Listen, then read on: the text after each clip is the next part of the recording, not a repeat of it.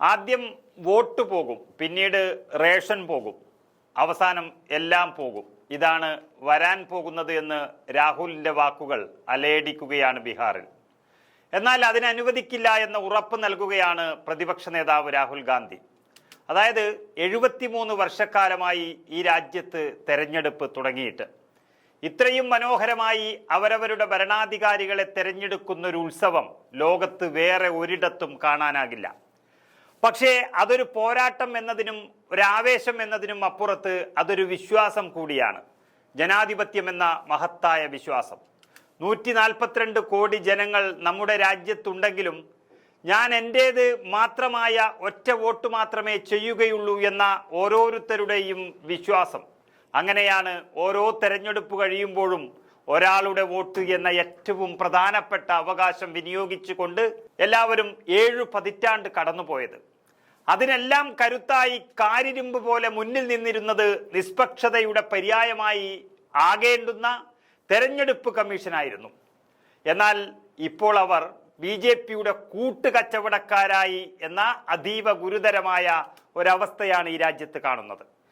ജയിക്കാൻ സാധ്യതയില്ലാത്ത ഇടങ്ങളിൽ തെരഞ്ഞെടുപ്പ് കമ്മീഷനും BJPയും തമ്മിൽ വോട്ട് മോഷ്ടിക്കാൻ ഗൂഢാലോചന നടത്തി എന്നത് കേവലം രാഹുൽ ഗാന്ധിയുടെ ഒരു ആരോപണം മാത്രമല്ല, അത് സത്യമെന്ന് തെളിയിച്ചുകൊണ്ടിരിക്കുകയാണ് ഓരോ ദിവസവും.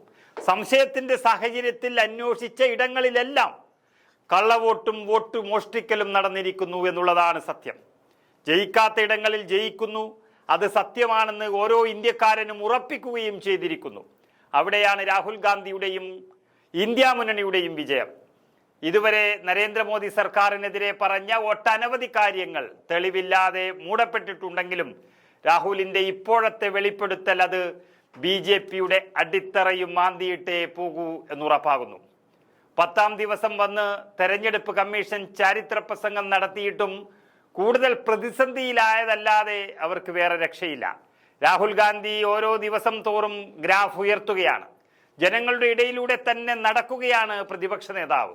ഈ സമരം ഏറ്റവും കൂടുതൽ ഉപകാരപ്രദമാകുന്നത് ആദ്യം തെരഞ്ഞെടുപ്പ് നടക്കുന്ന ബീഹാറിലാണ്.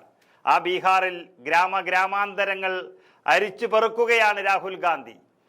ബീഹാറിലെ ഒരു വോട്ട് പോലും നഷ്ടപ്പെടുത്താൻ അനുവദിക്കില്ല എന്ന് രാഹുൽ ഗാന്ധി ഉറപ്പ് നൽകിയിരിക്കുകയാണ് അവിടുത്തെ ജനങ്ങൾക്ക്. രാഹുൽ ഗാന്ധി വെല്ലുവിളിക്കുകയാണ്, ചോദ്യം ചോദിക്കുകയാണ്, പലതും വെളിപ്പെടുത്തുകയാണ്.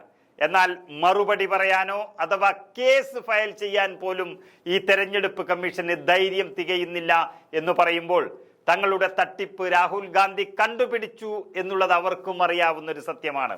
രാഹുൽ ഗാന്ധി ജനകോടികളുടെ പിന്തുണയോടെ ഇങ്ങനെ മുന്നേറിക്കൊണ്ടേയിരിക്കുന്നു. താൻ ഉന്നയിച്ച ചോദ്യങ്ങൾക്കൊന്നും തെരഞ്ഞെടുപ്പ് കമ്മീഷൻ മറുപടി നൽകുന്നില്ല എന്ന് രാഹുൽ ഗാന്ധി ജനങ്ങളോട് പറഞ്ഞുകൊണ്ടേയിരിക്കുന്നു.